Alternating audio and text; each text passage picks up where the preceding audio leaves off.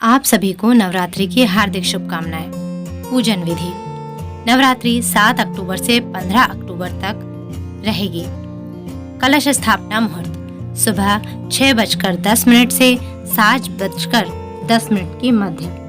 इसके अलावा 11:45 से 12:20 के बीच आप कलश स्थापना कर सकते हैं। ये मुहूर्त कलश स्थापना के लिए अत्यंत शुभ है।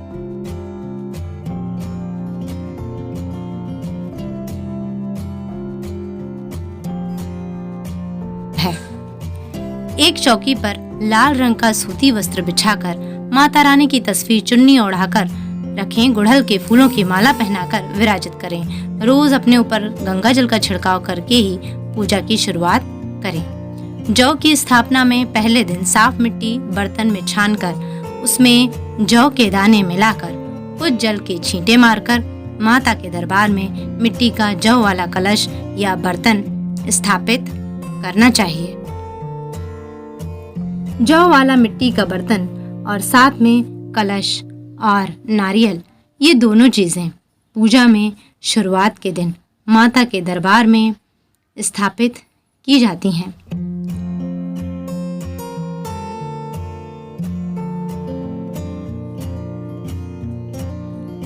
आम के पत्ते कलश और नारियल के पास हमेशा धोकर लगाए जाने चाहिए। घर के मुख्य दरवाजे पर भी आम के पत्ते तोरण बनाकर टांगना चाहिए।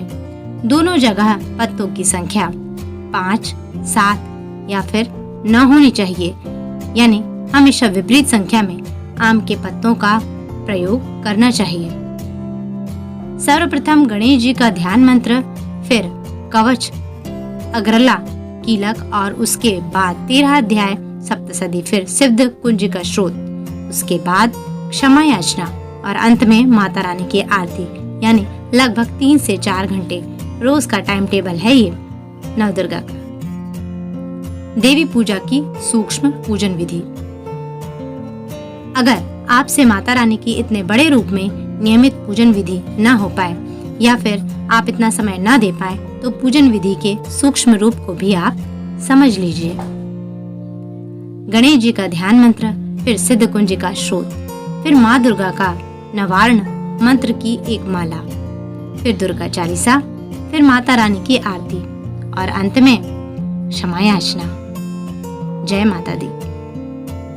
रोजाना जल की कुछ बूंदें नियमित रूप से जौ के बर्तन में मारते रहने से जौ की अच्छी बढ़ोतरी होती है और जौ अच्छे और लंबे बन जाते हैं, जो कि हमारे और हमारे परिवार के लिए शुभ माने जाते हैं। अगर आपसे बनता है तो पूरे 9 दिन या फिर पहले और आखिरी दिन या पहले 2 दिन या आखिरी के 2 दिन आप उपवास रख सकते हैं। अगर आप में शक्ति हो तो नवरात्रि में उपवास तो करना चाहिए। अगर आपसे ना बने तो आप सात्विक भोजन करते हुए भी नवरात्र की पूजा आराधना कर सकते हैं, लेकिन सात्विक भोजन मतलब घर में लहसुन प्याज वाला भोजन बिल्कुल भी नहीं।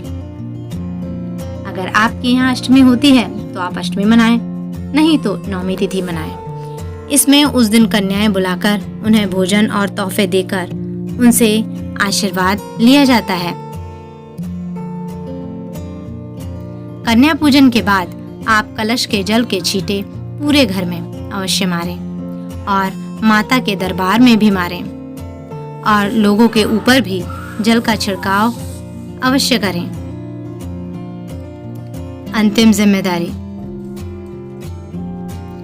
माता रानी पर चढ़ाए जाने वाले पुष्प, माता रानी की पहले दिन की माला और जौ का बर्तन, इन सभी चीजों को साफ जल में प्रवाहित करना आपकी अंतिम और मुख्य जिम्मेदारी है। ध्यान दीजिए, प्रवाहित करना मतलब माता रानी को पूरे मान सम्मान के साथ विदा करना। नियम। इस दौरान नाखून और बाल आदि ना काटें। लहसुन और प्याज का उपयोग घर में ना करें। कोशिश करिए कि चाय और कॉफी भी ना लें। इनके स्थान पर नारियल पानी अथवा नींबू पानी लें तो आपके लिए अति उत्तम रहेगा, क्योंकि इन दिनों में आप व्रत या उपवास भी रहते हैं। अंतिम और सबसे महत्वपूर्ण बात, कन्या भोजन कराने के तुरंत बाद कभी भी माँ का दरबार अथवा आसन तुरंत नहीं हटाना चाहिए। शाम को अथवा अगले दिन या फिर कुछ देर बाद रुककर ही उसे हमेशा बदलना चाहिए। माता रानी की कृपा आप सभी पर बनी रहे। जय माता दी।